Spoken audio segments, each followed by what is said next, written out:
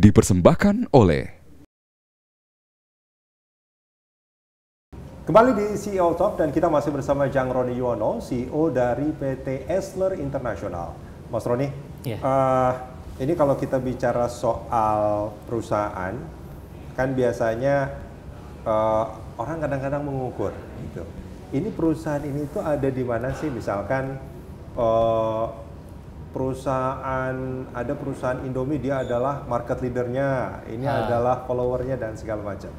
Kalau PT Esler International sendiri, di antara semua firma atau PT yang bergerak di bidang arsitektur, itu ada di mana? Boleh saya bilang kita adalah trendsetter. Trendsetter? We are trendsetter. Jadi ini percaya diri sekali nih. We are selling trust, jadi kita harus percaya diri. Jadi memang itu salah satu key daripada our design is that basically manusia itu gampang bosen, bahasanya begitu. Jadi kalau biasanya kita contohnya misalkan tadi ada sebuah produk, misalkan rasa ayam gitu. Kalau 10 tahun rasa ayam saya rasa orang pasti bosan gitu. Jadi kita harus kasih rasa ayam cabai hijau begitu mungkin. Jadi sama dengan arsitektur. Jadi we have to find a new trend. Contohnya di shopping mall. Bagaimana sebetulnya bikin shopping mall itu tidak hanya sekedar bikin gedung yang cantik. Sekarang kan zamannya Instagram. Jadi bagaimana cara kita, how do we make our space Instagramable? Banyak mungkin nanti pasangan-pasangan yang ke sana bisa foto selfie di our shopping mall. Jadi we are the trendsetter. We are making a new trend yang basically will be the talk of the town yang akan orang bicarakan. Itu salah satu key untuk membuat sebuah commercial planning. Artinya bukan cuma apa namanya, sekarang lagi tren apa, kita bangun itu supaya juga cepat laku gitu, bukan ya, tapi justru menciptakan tren itu. Kalau kita ikutin orang lain yang bikin, then we don't have what we call a product differentiations. Sebetulnya pada dasarnya kita kan jualan produk, the design itself has to be different, harus ada added value-nya juga, dan kemudian harus bisa, of course harus bisa diterima oleh masyarakat, itu ya pastinya ya.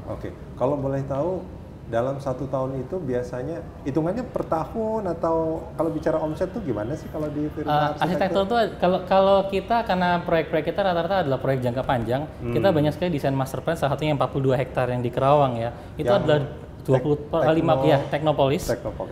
Itu adalah 15 tahun, proyek 15 tahun. Jadi kita emang is a very long term project. Tapi memang kita setiap tahun kita selalu tutup buku, kita review what is our mistake, bagaimana cara kita improve di next year, begitu kira-kira. Boleh nggak setiap tahun itu kalau tutup buku itu sampai berapa kira-kira revenue-nya? Kalau kita ngomong estimate yang currently right now ya, mungkin dengan total project kontrak kita ada sekitar 100 billion ya. 100 billion? Iya, 100 billion kontrak. Mas Roni, Anda ini kan arsitek, ini karena dulu saya pernah sedikit kuliah sipil nih Mas Roni. Oh really? Wah, kita seperti saudara kembar.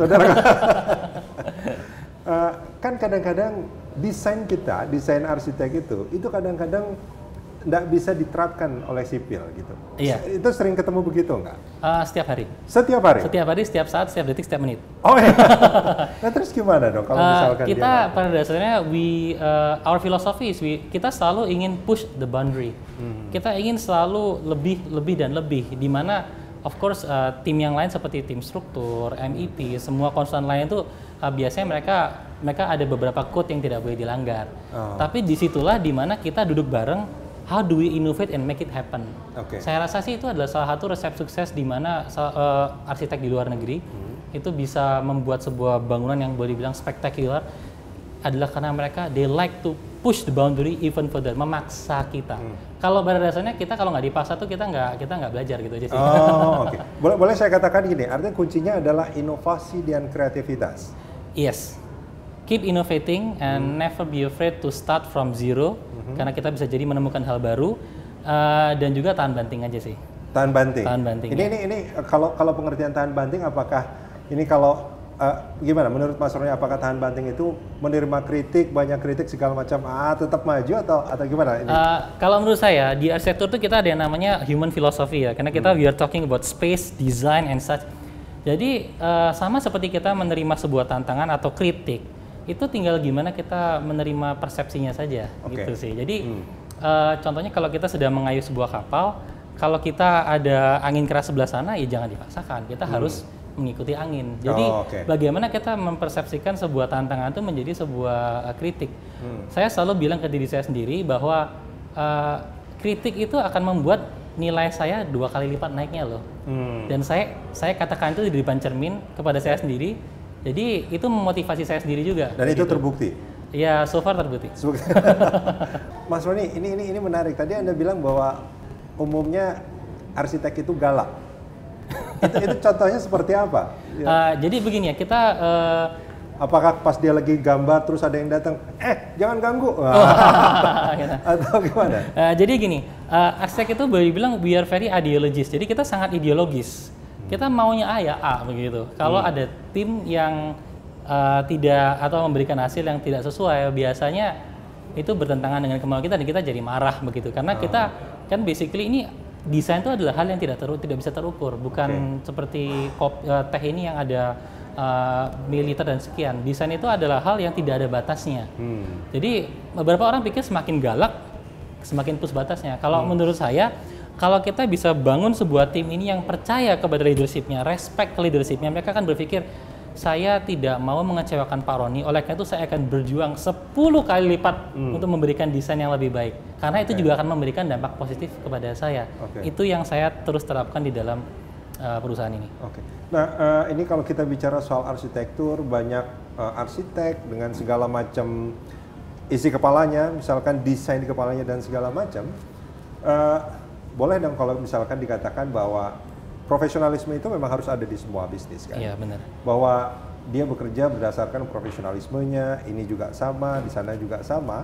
Nah, apakah itu saja yang menjadi penting Anda bekerja profesional, Anda juga dari tim itu, atau sebetulnya membangun kebersamaan di dalam tim itu juga menjadi sesuatu yang penting bagi Eisler International?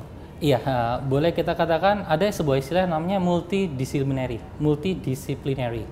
Itu adalah sebuah disiplin, ya kita namakan disiplin di setiap departemen atau setiap tim, di mana semua itu akan kembali lagi kepada core utamanya. Jadi boleh dikatakan ini kita sebuah tim disiplinary itu tidak bisa jalan sendiri.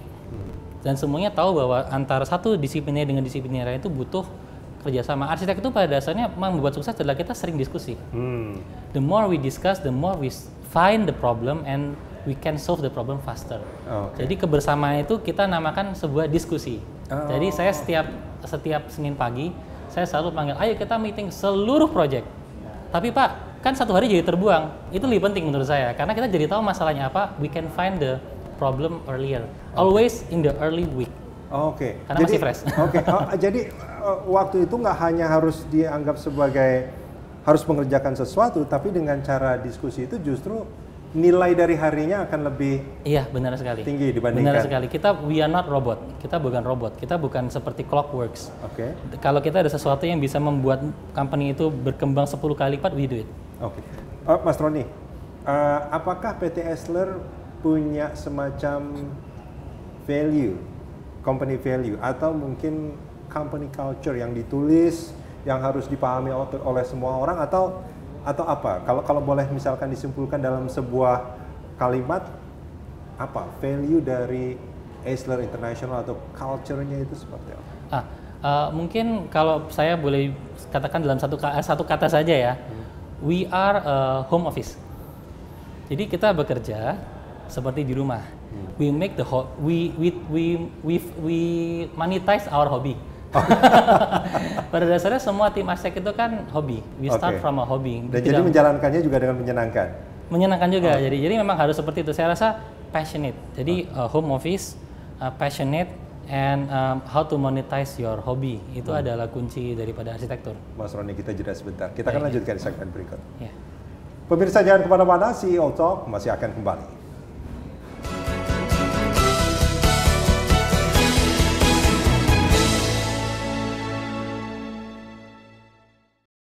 Dipersembahkan oleh